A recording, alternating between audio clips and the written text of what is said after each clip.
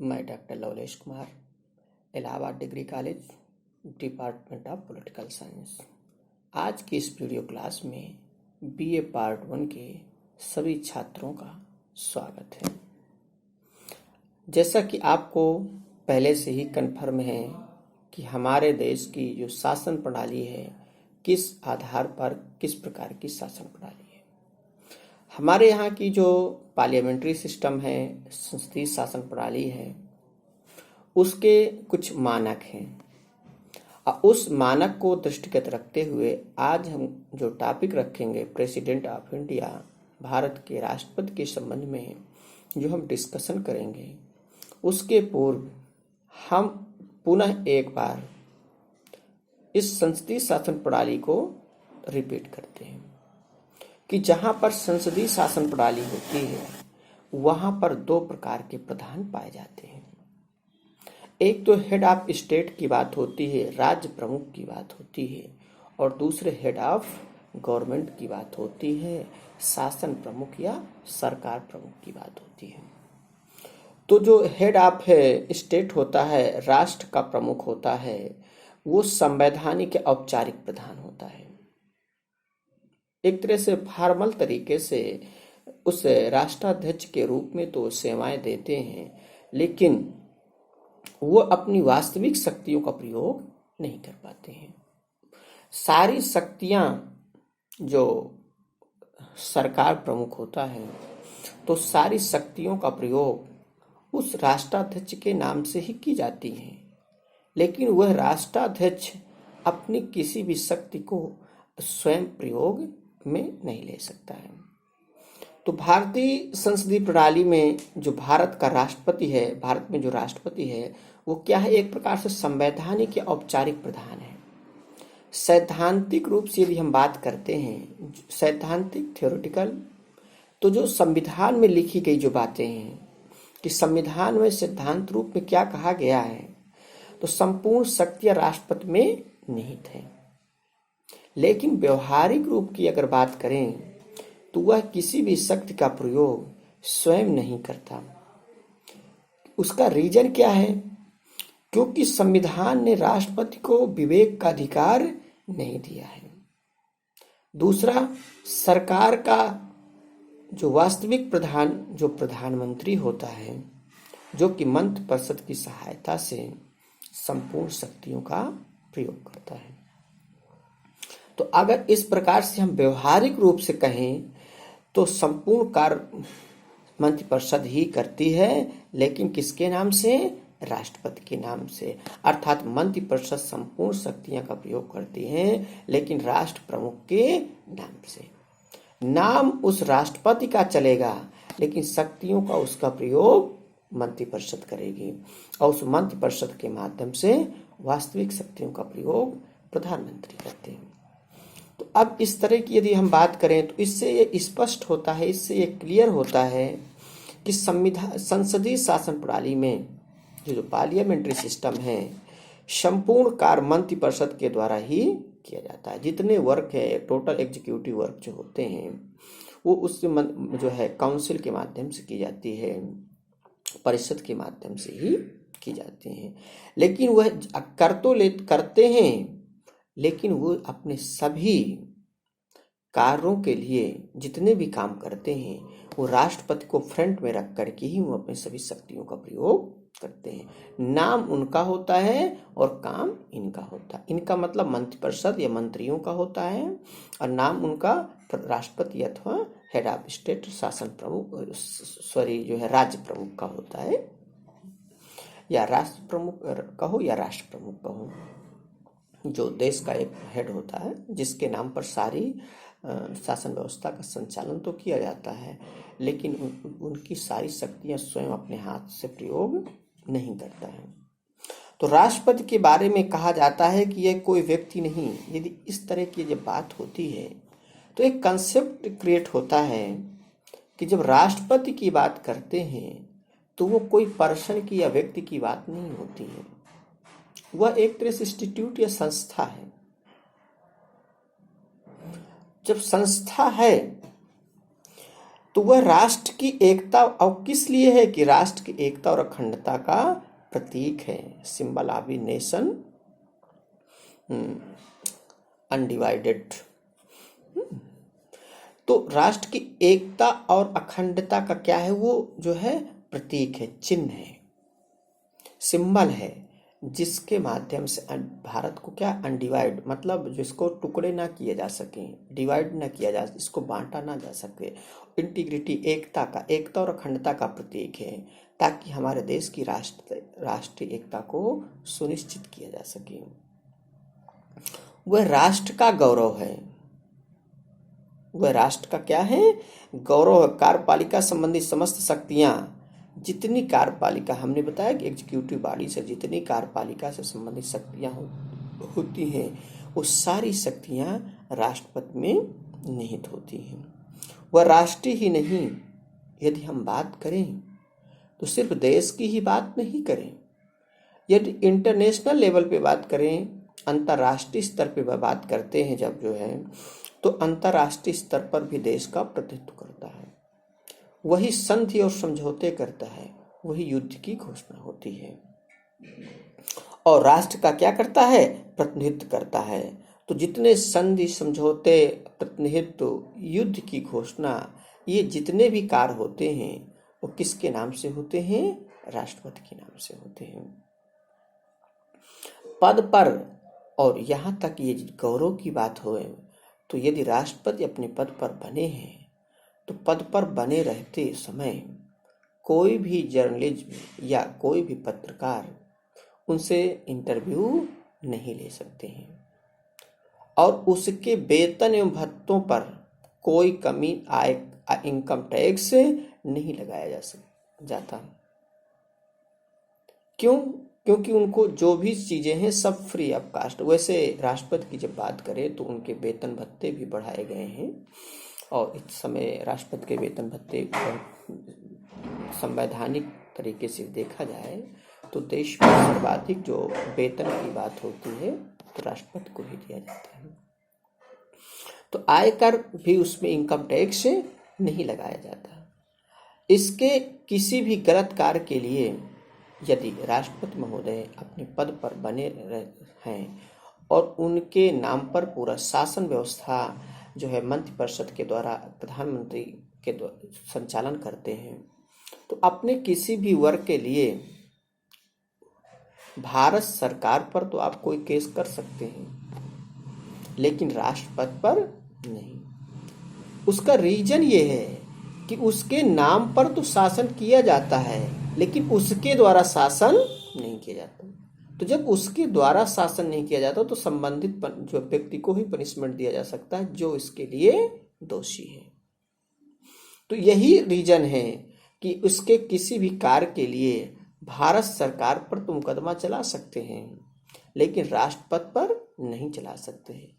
व्यक्तिगत अगर पर्सनल कोई राष्ट्रपति गलती करते हैं, यदि कोई ऐसा आपको साक्ष्य लगे, एविडेंस मिले कि ये राष्ट्रपति के द्वारा की गई गलतियां हैं, तो उस पर जो है 2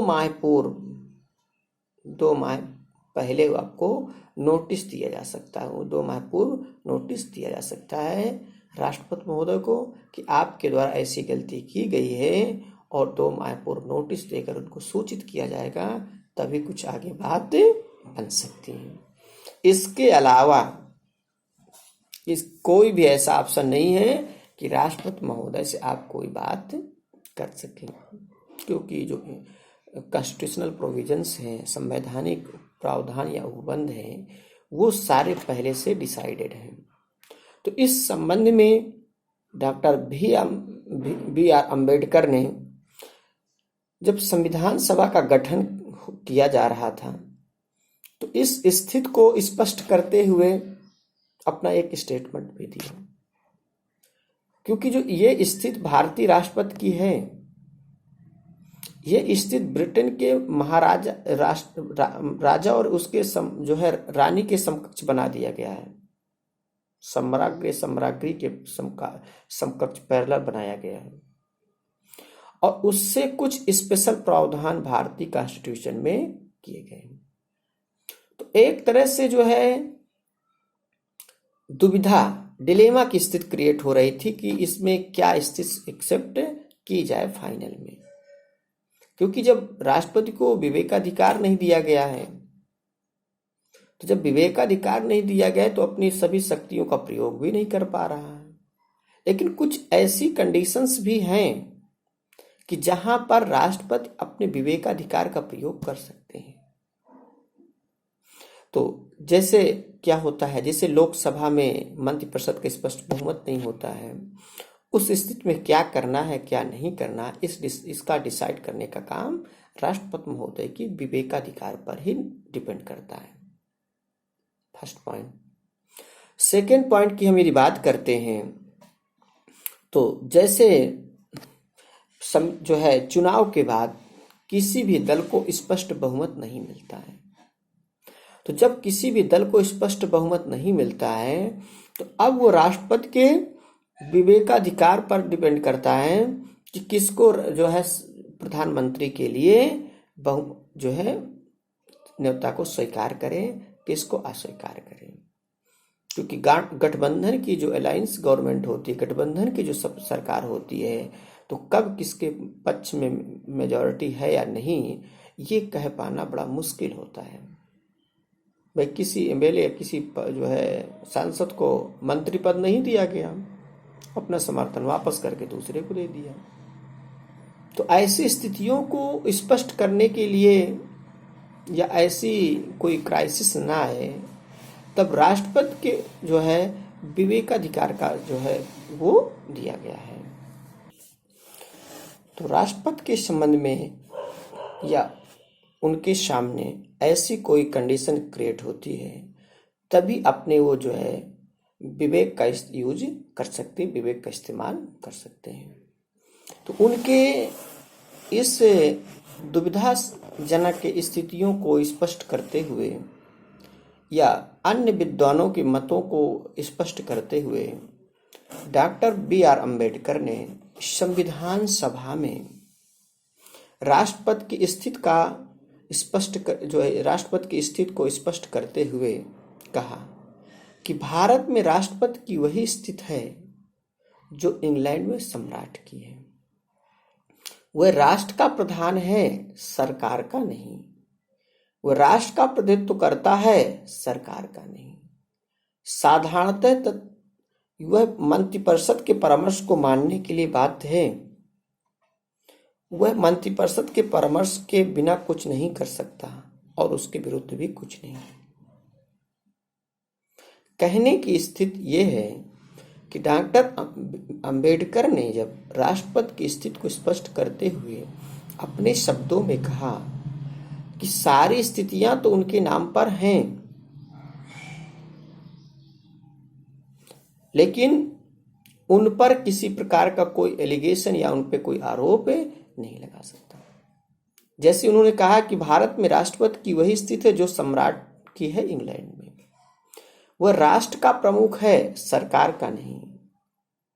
वो राष्ट्र का प्रतिनिधित्व करता है लेकिन सरकार का नहीं। साधारणतः वह मंत्रिपरिषद की सलाह मानने को बाध्य है और वह मंत्रिपरिषद के विरुद्ध कुछ नहीं कर सकता और ना ही वो उसके विरुद्ध भी कुछ है नहीं, उसके विरुद्ध भी कुछ नहीं, क्योंकि उस सारी शक्तियों का प्रयोग जब मंत्रिपरिषद के माध्यम से प्रधानमंत्री करते हैं तो आप कोई भी क्लेम लगाना है, कोई भी आरोप लगाना है, उसके खिलाफ कोई सरकार ने ऐसे कोई वर्क किया जिसके खिलाफ आपको क्लेम करना है, तो आप राष्ट्रपति के नाम पर नहीं कर सकते। आप सरकार के पोजीशन में जा सकते हैं, सरकार के विरुद्ध जा सकते हैं और न्यायपालिका में आप याचिका दायर कर सकते पिटिशनर, लेकिन राष्ट्रपति के नाम पे नहीं, राष्ट्रपति पर नहीं। इस स्थिति से स्पष्ट हो गई राष्ट्रपति की जो है। अब हम बात करते हैं कि राष्ट्रपति भारतीय संविधान के अनुच्छेद 52 में भारत उसमें कहा गया है कि भारत का एक राष्ट्रपति होगा। भारतीय संविधान की अनुच्छेद 52 में जो है 52 में कहा गया है कि भारत का एक राष्ट्रपति होगा। वहीं पर 53 में कहा गया है कि संघ की कार्यपालिका संबंधी समस्त शक्तियां किस पे निहित होगी, राष्ट्रपति में निहित होंगी। जिसका प्रयोग संविधान के अनुसार वह स्वयं करेगा या अपने अधीनस्थ अधिकारियों के माध्यम से करेगा। तो जब यहां अधीनस्थ अधिकारियों की वर्ड यूज किया गया है तो उसका अर्थ या मीनिंग ये है कि मंत्रिपरिषद से, काउंसिल से, राष्ट्र वहीं पर उसके बाद जो है राष्ट्रपति के निर्वाचन की जो उल्लेख जो है संविधान में 54 और 55 में किया गया है। राष्ट्रपति का निर्वाचन एक निर्वाचक मंडल द्वारा, इलेक्टोरल बोर्ड के द्वारा जो है उसका चुनाव किया जाता है। राष्ट्रपति का इलेक्शंस जो है एक निर्वाचक मंडल के द्वारा, इलेक्टोरल बोर्ड के द्वारा किया जाता है, जिसमें से निम्नलिखित सदस्य भाग लेंगे। अब वो इसमें ये मानक बताया गया है कि राष्ट्रपति के चुनाव में कौन से ऐसा व्यक्ति होगा जो उनके चुनाव प्रक्रिया में भाग ले सकता है। तो राज्य विधानसभा के निर्वाचित सदस्य, फर्स्ट पॉइंट में राष्ट्रपति का जो सदस्य भाग लेंगे, कौन से मेंबर उसमें पार्टिसिपेट करेंगे, तो पहले पॉइंट में नोट करिए राज्य विधानसभा के निर्वाचित सदस्य। अब उसमें राज्य विधानसभा के निर्वाचित सदस्य वर्ड इसलिए यूज किया गया कि कुछ सदस्य मनोनीत भी होते हैं। तो जो अपॉइंटेड, जो नॉमिनेटेड सदस्य होते हैं, मनोनीत सदस्य होते हैं, वो राष्ट्रपति के चुनाव में भाग नहीं ले सकते, अपना वोट नहीं कर सकते हैं। ये फर्स्ट पॉइंट क्लियर होना चाहिए, क्योंकि जब आगे चल के कंपटीशन में भी आ पाएंगे तो राष्ट्रपति के निर्वाचन में निम्नलिखित सदस्य भाग लेते हैं, ऐसे प्रश्न आएगा, उसे पूछेगा राज्य विधानसभा के सभी सदस्य, राज्य विधानसभा के निर्वाचित सदस्य। तो जब आपको राज्य विधानसभा के निर्वाचित सदस्य की बात होगी तो राष्ट्रपति का जो है चुनाव में भाग लेते हैं, और जब सभी सदस्यों की बात होती है तो उपराष्ट्रपति के उसमें भाग लेते हैं, ठीक। लेकिन उसमें राज्य विधानसभा के सदस्य भाग नहीं लेते, उसमें संसद के सदस्य भाग लेते हैं, संसद के दोनों सदन के। तो यहाँ पर राष्ट्रपति के चुनाव की जब बात है तो राज्य विधानसभा के निर्वाचित सदस्य, जो चुने हुए प्रतिनिधि आते हैं, जो इलेक्टेड होते हैं, जो निर्वाचित होते हैं, वही लोग अपना वोट कर सकते हैं। संघ लोकसभा व राज्यसभा, संघ लोकसभा क्या कहेंगे, संसद कहेंगे, जो है लोकसभा व राज्यसभा के निर्वाचित सदस्य जो भी हैं, अर्थात संसद के दोनों सदनों के निर्वाचित सदस्य जो इलेक्टेड जो है कैंडिडेट होंगे, वही राष्ट्रपति के चुनाव में भाग ले सकते हैं। और इसमें नेक्स्ट पॉइंट जो है 70वें संविधान संशोधन 1991 द्वारा ये प्रावधान किया गया है कि दिल्ली और पांडिचेरी जो विधानसभा के निर्वाचित सदस्य भी शामिल होंगे। ये तो 3 पॉइंट है। लेकिन अब उसके साथ साथ जैसे ही जम्मू और कश्मीर को केंद्र शासित प्रदेश बना दिया गया है और जिसमें भी विधानसभा है, तो जम्मू में जैसे विधानसभा का प्रावधान किया गया है, तो उस विधानसभा के सदस्य भी जो निर्वाचित होंगे, वो सदस्य भी राष्ट्रपति के चुनाव में भाग लेंगे। राष्ट्रपति का चुनाव जो होगा ये इस तरह इसके क्या होंगे, अब ये हो गया कि इनके में कौन कौन से कैंडिडेट इनके पार्टिसिपेट कर सकते हैं। अब राष्ट्रपति का चुनाव अनुपातिक प्रतिनिधित्व के आधार पर एकल संक्रमणी मत पद्धति द्वारा होगा। और ये जो मत पद्धति द्वारा होगा तो ये क्या होगा, गुप्त मतदान, सीक्रेट वोटिंग सिस्टम के आधार पर जो है राष्ट्रपति को चुनाव में विजयी होने के लिए निश्चित मत प्राप्त करना पड़ता है। कोई व्यक्ति वोट देगा तो वो गुप्त तरीके से वोट दे सकता है, उसको कोई भी ट्रांसपेरेंसी की कोई आवश्यकता नहीं है। और जिसमें से एक फार्मूला भी फॉलो करना पड़ता है कि राष्ट्रपति को फाइनल जो है डिक्लेयर करने के लिए क्या कंडीशन होनी चाहिए, तो उसके लिए एक निश्चित कोटा होता है, एक कोरम होता है, उसको पूरा करना पड़ता है, जिसे राष्ट्रपति का निर्वाचन कोटा भी कहा जाता है। अब इसमें होता क्या है कि निर्वाचन कोटा आप लिखना चाहें तो निर्वाचन कोटा बराबर इक्वल कुल पड़े वैध मतों की संख्या आप जो है अपान बटे कर दीजिए, प्लस अब बटे 2 कर दीजिए, प्लस 1। इस आधार पर यदि बुक में भी देखेंगे तो स्थिति क्लियर हो जाएगी कि निर्वाचन कोटा बराबर होता है कुल पड़े वैध मतों की संख्या बटे 2 प्लस 1। इस आधार पर जब उसकी पूरा फार्मूला डिसाइड होता है तभी राष्ट्रपति के जो है कि संबंधित व्यक्ति को जो है घोषित किया जाता है कि भारत का कौन राष्ट्रपति होगा। राष्ट्रपति के चुनाव में लोकसभा का जो महासचिव होता है वो क्या होता है? मुख्य निर्वाचन अधिकारी होता है। तो मुख्य निर्वाचन अधिकारी लोकसभा का महासचिव होता है राष्ट्रपति के निर्वाचन में। और भारत की राजधानी कहाँ है? दिल्ली, और उसमें भी न्यू दिल्ली कहिए आप। तो भारत की राजधानी नई दिल्ली है तथा राज्यों की राजधानी में मतदान केंद्र बनाया जाता है।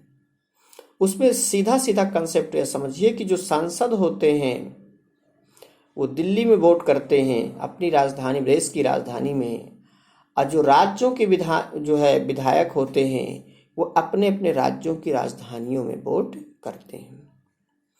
तो अर्थात जो है सांसद दिल्ली में करेंगे और विधायक राज्य की राजधानी मतदान करते हैं। लेकिन 10 दिन पूर्व सूचना दे करके सांसद अपने राज्य की राजधानी में मतदान कर सकते हैं। भाई कोई आलसी सांसद होगा, बुढ़ापा होगा, ज़्यादा जर्नी वर्नी करने में बड़ा थोड़ा सा कोरोना के टाइम में डरता होगा जो है, तो सोचेगा कौन यार दिल्ली जाए, लखनऊ में वोट करके घूम के चले आओ जो है। तो ऐसी कंडीशन के लिए 10 दिन पूर्व नोटिस देगा जो है वहाँ मुख्य निर्वाचन अधिकारी को जो है, अर्थात लोकसभा महासचिव को जो है। और इसके बाद जो है वो अपना जो है 10 दिन पूर्व अपने राज्य की राजधानी में मतदान।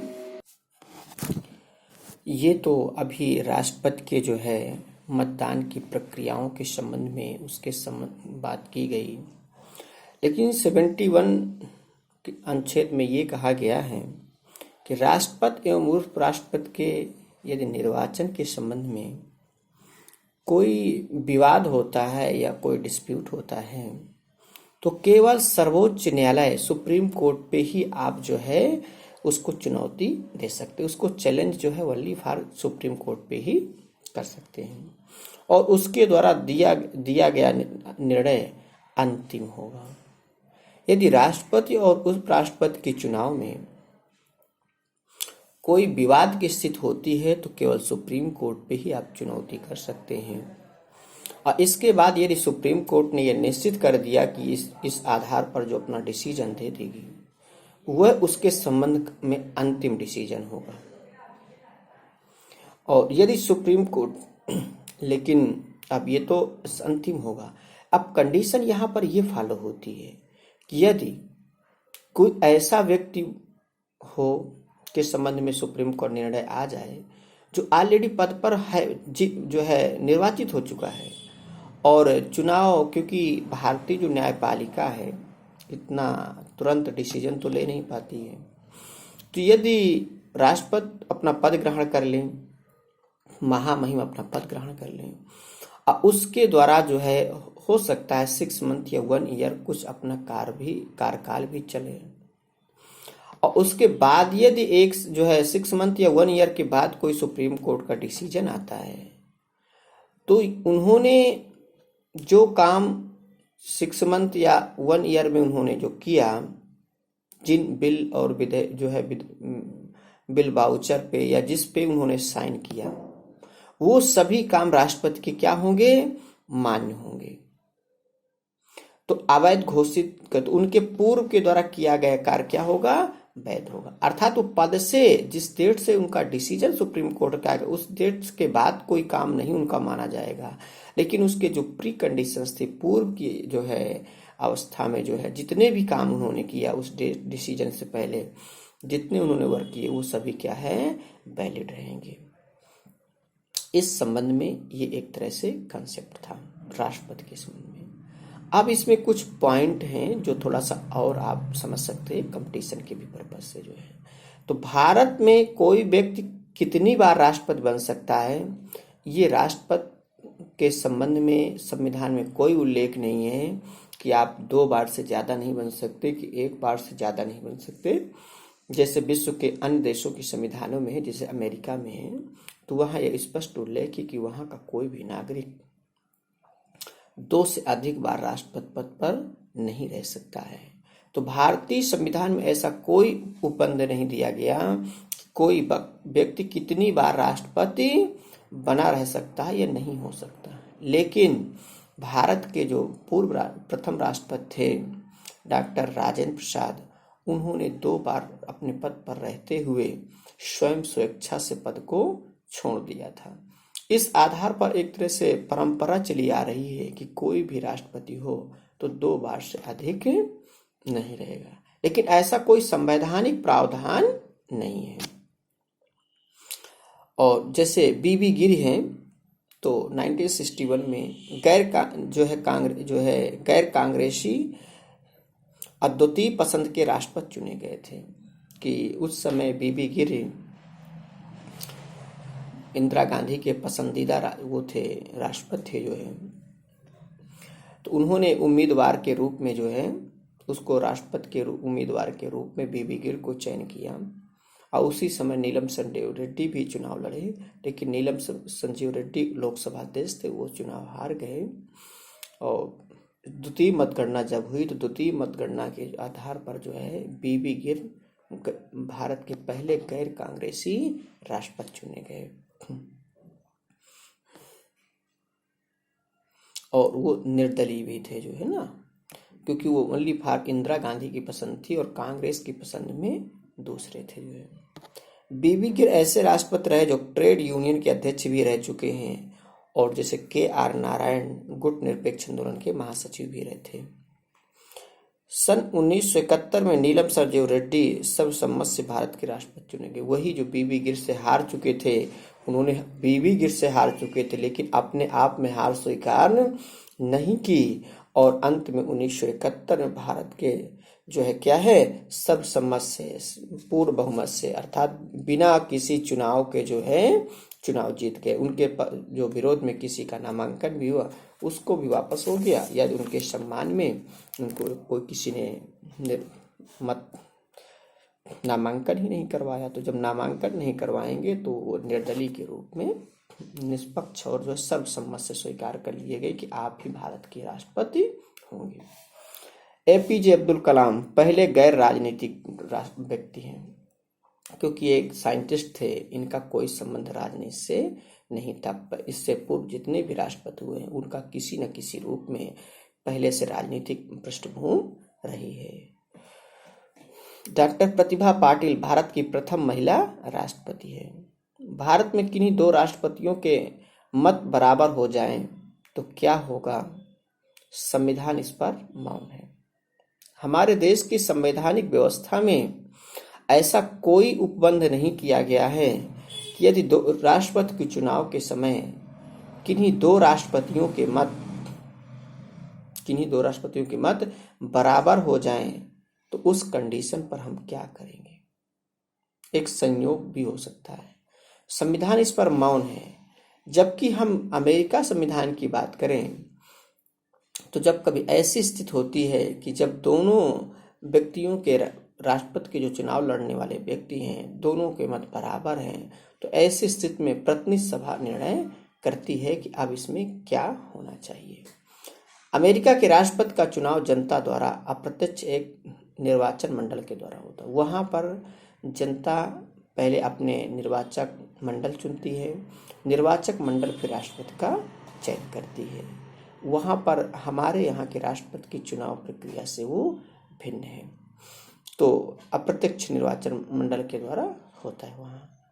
और नेक्स्ट पॉइंट में हम कह सकते हैं कि राष्ट्रपति चुनाव में कोई राजनीतिक दल व्हिप जारी नहीं करता। राष्ट्रपति के चुनाव में जो पॉलिटिकल पार्टी हैं वो व्हिप जारी नहीं करता, क्योंकि एक तरह से दलीय व्यवस्था के अंदर हुप एक ऐसा सिस्टम में व्यवस्था होती है जो पार्टी की एकता और उसको बनाए रखने के लिए, एक दलीय सचेतता को बनाए रखने के लिए एक तरह से एक नोटिस टाइप जारी होती है कि उसके माध्यम से दल के सभी सदस्यों को इन्फॉर्म किया जाता है कि आप किस व्यक्ति किस समय उपस्थित होकर किस व्यक्ति को मतदान करेंगे, या फिर पार्टी ने क्या निर्णय लिया है उस निर्णय को आपको किस तरह फॉलो करना होगा। आज की इस वीडियो क्लास में राष्ट्रपति के संबंध में हमने चर्चा किया, कंसेप्ट पे बात किया, उसकी चुनाव प्रक्रिया में कौन कौन से लोग भाग लेंगे, उसके ये भी हमने डिस्कशन किया कि बराबर मत हो जाएंगे तो उसमें क्या निर्णय कैसे कर सकती, संविधान में उसका प्रावधान क्या है, संसद सदस्य कहाँ मतदान कर सकते हैं, कहाँ मतदान नहीं कर सकते हैं, किस तरह उसकी चुनाव प्रक्रिया है। यदि किसी भी राष्ट्रपति के चुनाव के संबंध में कोई विवाद हो जाता है तो वो डिसीजन जो है, जो आपने जो चुनाव की प्रक्रिया पालन करवाई, उसको हमने ये है कि कहाँ आप चैलेंज कर सकते हैं, तो सुप्रीम कोर्ट में कर सकते हैं और उसका निर्णय जो होगा अंतिम निर्णय होगा। इस आधार पर आज की इस वीडियो क्लास में यहीं तक, और नेक्स्ट वीडियो क्लास में इसके बाद जो है राष्ट्रपति 1, राष्ट्रपति 2 अन्य क्लासों के नाम से, क्योंकि ये थोड़ा सा बड़ा टॉपिक है और सभी पे इस पर चर्चा करनी होगी। ठीक है, थैंक यू सो मच।